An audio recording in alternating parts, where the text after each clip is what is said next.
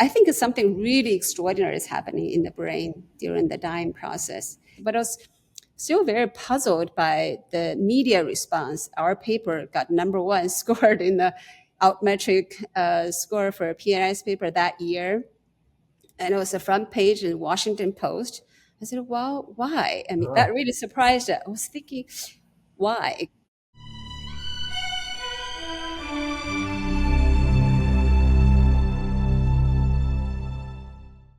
Jimo, you've been working on the neural correlates of near-death experiences or death experiences for 12, 13 years now. I'd like to just be with you during this period of time. What got you involved in it? What triggered your thinking? What were your first experiments? How did they work? And trace this more than a decade of focusing on the neural correlates of near-death experiences. Yes, actually, my entry into the world of consciousness research is quite accidental. I was a circadian biologist when I was hired at the University of Michigan Medical School, working away, looking at melatonin secretion from the rat pineal gland using high-resolution continuous HPLC automated microanalysis studies, and which was invented in my lab, and so we can continuous monitor every 10 minutes of neurochemical secretion from the rat brain and the pineal gland for days and weeks at a time. So my husband was a stroke biologist and he's a clinician, and he was always telling me his patients complaining about circadian dysfunctions. So we thought, we can work together as a collaboration. Then the idea would be, if we monitor the rat's circadian rhythms and then before and after experimental stroke induction in these animal models, we then can trace down to the phenomenology better. So we gave the animal experimental stroke compared before and after the stroke of the circadian rhythms. We found the circadian rhythms truly massively disrupted in these animal models. During this experiment, a couple of the animals died accidentally. Okay, when we looked at the data, there's continuous neurochemical secretion. We found there's a massive serotonin secretion. And I just thought, oh, that's really interesting. It tickled my interest, but I was so busy to get tenure, so I didn't really spend too much time on this.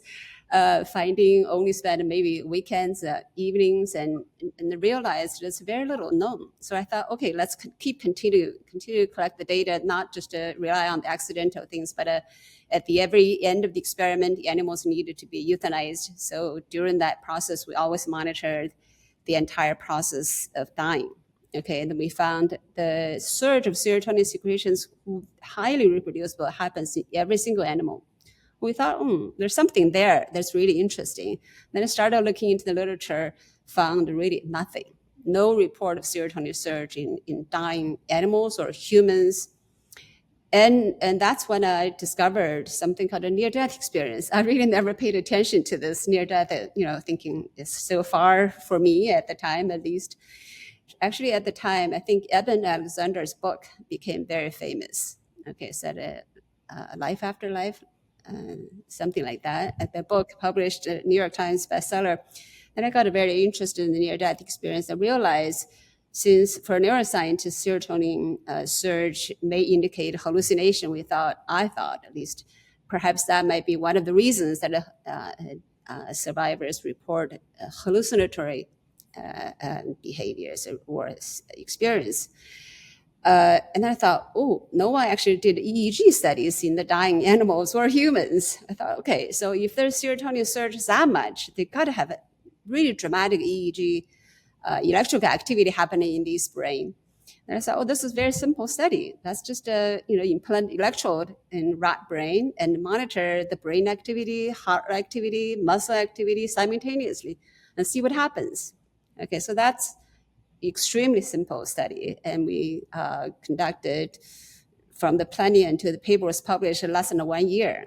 So what surprised me was the response. I mean, the results were also very surprising. It is inconsistent with the really current medical consensus that says that the brain is hypoactive during the cardiac arrest. We found just opposite. It's extremely organized activity. The entire brain is in synchrony toward 40 hertz, which is gamma activity toward the end, and that's not the case. But I was still very puzzled by the media response. Our paper got number one scored in the Altmetric score for a PNS paper that year, and it was the front page in the Washington Post.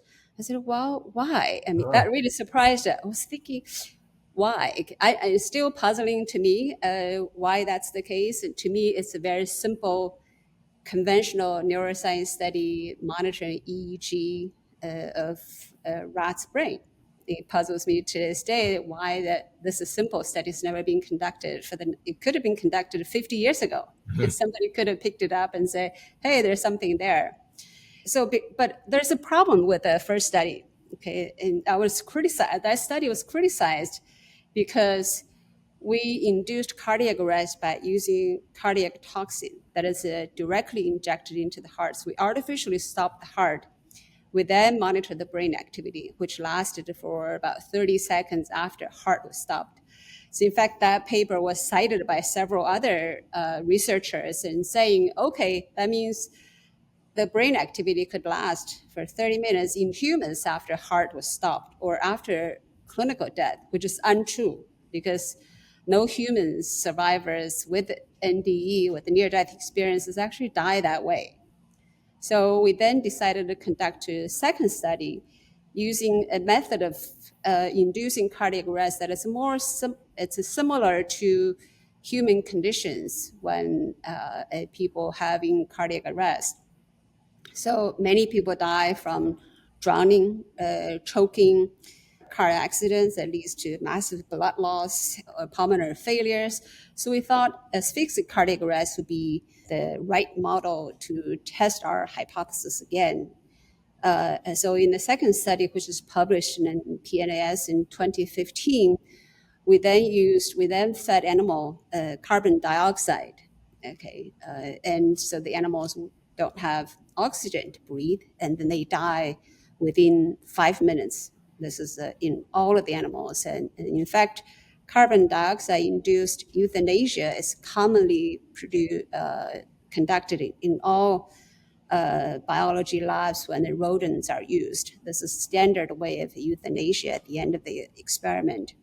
So we conducted the study. In this study, unlike the first study, where the heart stops right away, and if you give animal a non-oxygen gas to breathe, animal's heart and the brain reach flatline within about 5 minutes. Okay, so this is true in all of the rats we tested. The death is simultaneous, so it's not that the heart dies first and then and the brain dies. So both of them reach a flat line. And again, what's reproducible is the massive induction of gamma activity. That gamma activity is highly coherent across the brain, has features consistent with the first studies we conducted in 2013.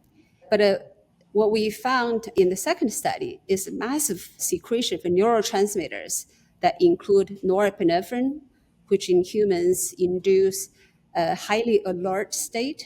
We think that this may be related to patients' report of a realer than real. In fact, norepinephrine in rat brain increased to more than 40-fold increase. And this is an amazing amount of neurotransmitter secretion you never see in living, behaving human brain.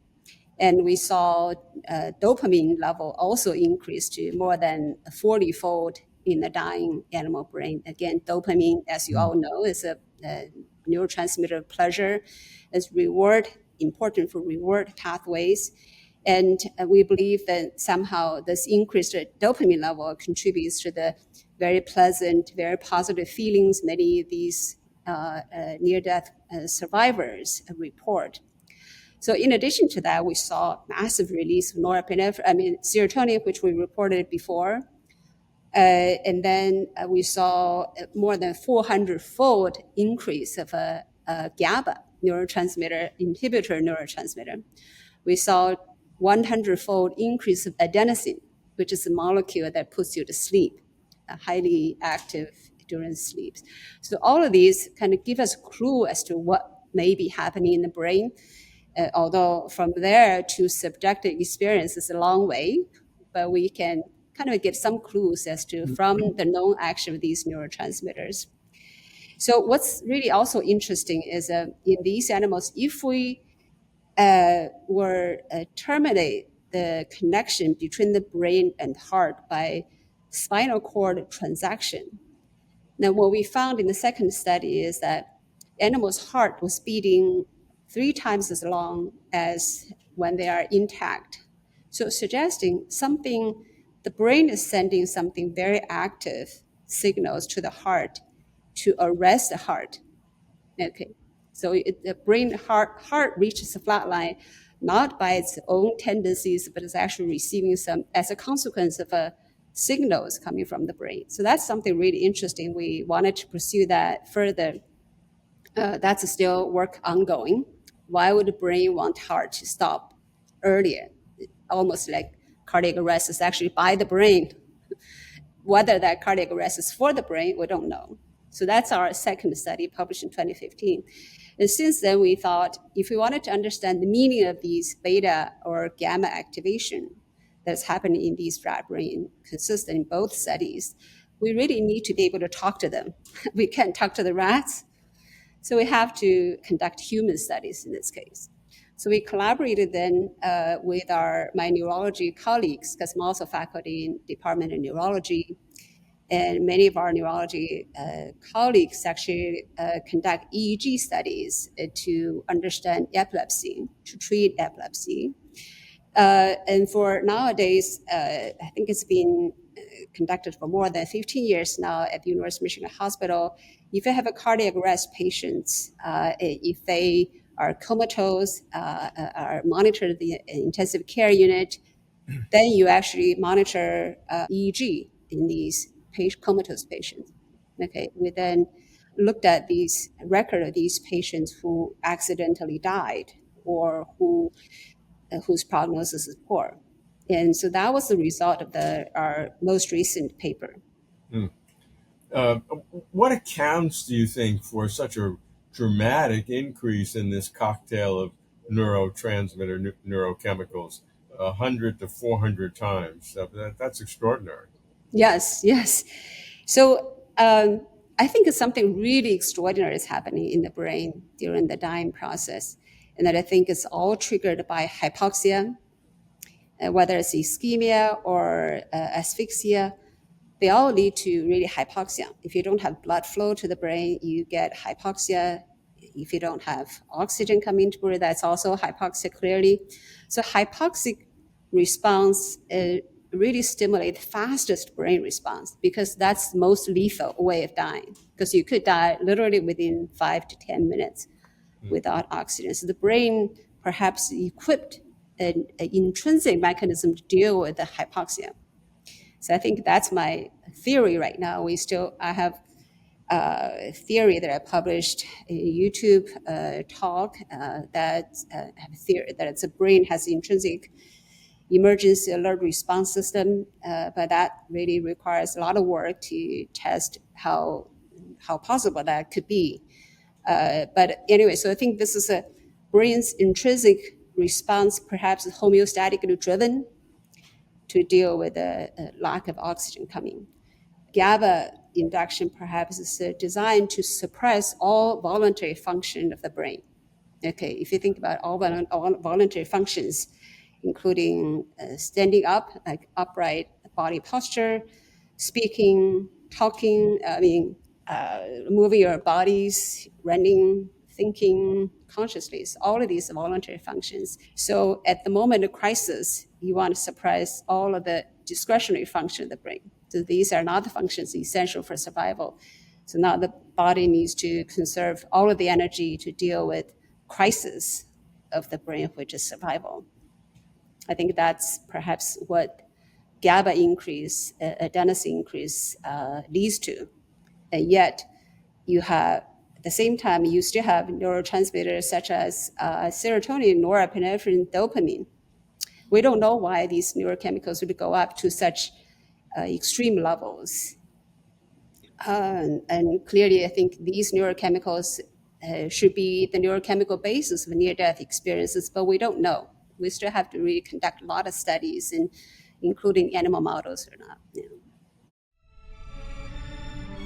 Thank you for watching. If you like this video, please like and comment below.